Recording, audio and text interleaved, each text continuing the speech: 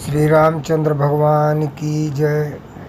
आज का कथा रामेश्वरम में विभीषण का अभिषेक संपन्न हुआ। श्री राम भगवान राम द्वारा विभीषण का श्री राम की शरण में आना। रावण से अपमानित होकर विभीषण अपने 4 भयंकर तथा पराक्रमी अनुचरों के साथ आकाश मार्ग से 2 ही घड़ी में उस स्थान पर आ गए जहाँ लक्ष्मण सहित श्री राम विराजमान थे। बुद्धिमान महापुरुष विभीषण ने आकाश में ही स्थित रहकर सुग्रीव तथा अन्य वानरों की ओर देखते उच्च स्वर से कहा, हे वानर राज, मैं लंका के राजा रावण का छोटा भाई विभीषण हूँ। मैं रावण के उस कृत्य से सहमत नहीं हूँ जो उसने सीता माता जी का हरण करके किया है।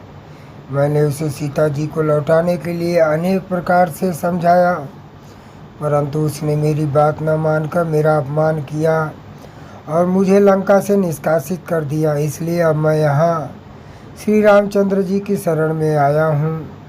आप उन्हें मेरे आगमन की सूचना भिजवा दें। विभीषण की बात सुनकर सुग्रीव ने रामचंद्र जी के पास जाकर कहा, हे राघव, रावण का छोटा भाई विभीषण अपने 4 मंत्रियों सहित आपके दर्शन करना चाहता है। यदि आपकी अनुमति हो तो उसे यहाँ उपस्थित करूं, किंतु मेरा विचार है कि हमें शत्रु पर सोच समझकर ही विश्वास करना चाहिए। एक तो राक्षस वैसे ही क्रूर, कपटी और मायावी होता है, फिर यह तो रावण का सहोदर भाई ही है।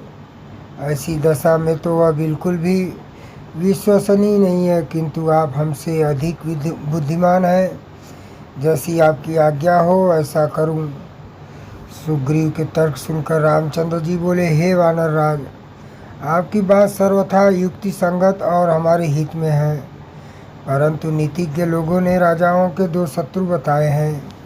एक तो उनके कुल के मनुष्य और दूसरे उनके राज्य के सीमावर्ती क्षेत्रों पर शासन करने वाले अर्थात पड़ोसी शासक। ये दोनों उस समय किसी राज्य पर आक्रमण करते हैं जब राजा किसी व्यसन अथवा विपत्ति में फंसा हुआ होता है। विभीषण अपने भाई को विपत्ति में पड़ा देखकर हमारे पास आया है। वह हमारे कुल का नहीं है, हमारे विनाश से उसे कोई लाभ नहीं होगा। इसके विपरीत यदि हमारे हाथों में रावण मारा जाएगा तो वह लंका का राजा बन सकता है। इसलिए यदि वह हमारी शरण में आता है तो हमें उसे स्वीकार कर लेना चाहिए। कण्व ऋषि के पुत्र परम ऋषि कणु ने कहा है कि यदि दीन होकर शत्रु भी शरण में आए तो उसे शरण देनी चाहिए। ऐसे शरणागत की रक्षा न करने से महान पाप लगता है। इसलिए शरण आए विभीषण को अभय प्रदान करना ही उचित है। अतः तुम उसे मेरे पास ले आओ। जब सुग्रीव विभीषण को लेकर राम जी के पास आया तो उसने दोनों हाथ जोड़कर कहा, हे धर्मात्मा, मैं लंकापति रावण का छोटा भाई विभीषण हूँ।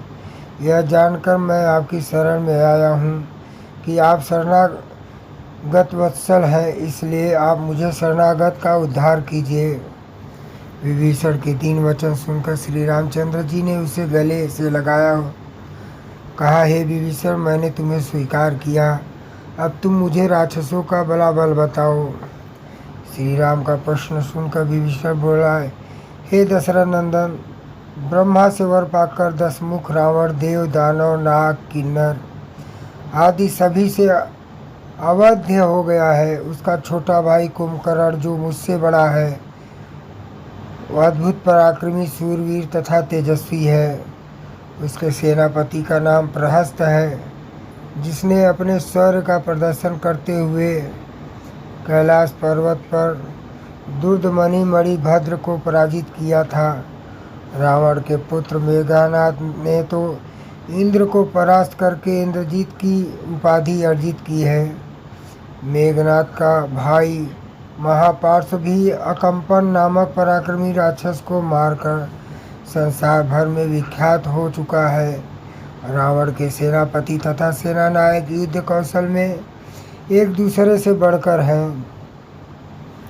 विभीषण के मुख से लंका के वीरों को शौर्य गाथा सुनकर श्री रामचंद्र बोले, हे विभीषण, इन समस्त बातों को मैं जानता हूँ। इतना सब होते हुए भी मैं आज तुम्हारे सम्मुख प्रतिज्ञा करता हूँ कि मैं रावण का, उसके पुत्रों, मंत्रियों, योद्धाओं सहित वध करके तुम्हें लंका का राजा बनाऊंगा। अब वह कहीं जाकर किसी भी शरण लेकर मेरे हाथों से नहीं बचेगा। यह मेरी अटल प्रतिज्ञा है। श्री रामचंद्र की प्रतिज्ञा सुनकर विभीषण ने उनके प्रणाम किया, कहा, हे राघव, मैं भी आपके चरणों की शपथ लेकर प्रतिज्ञा करता हूँ कि मैं रावण को उसके वीर योद्धाओं सहित मारने में आपकी पूरी सहायता करूँगा। विभीषण की प्रतिज्ञा सुनकर रामचंद्र जी ने लक्ष्मण से समुद्र जल मंगवाया और उससे विभीषण का अभिषेक करके संपूर्ण सेना में घोषणा करा दी कि आज से महात्मा विभीषण लंका के राजा हुए। बोलिए श्री रामचंद्र भगवान की जय, लक्ष्मण भगवान की जय।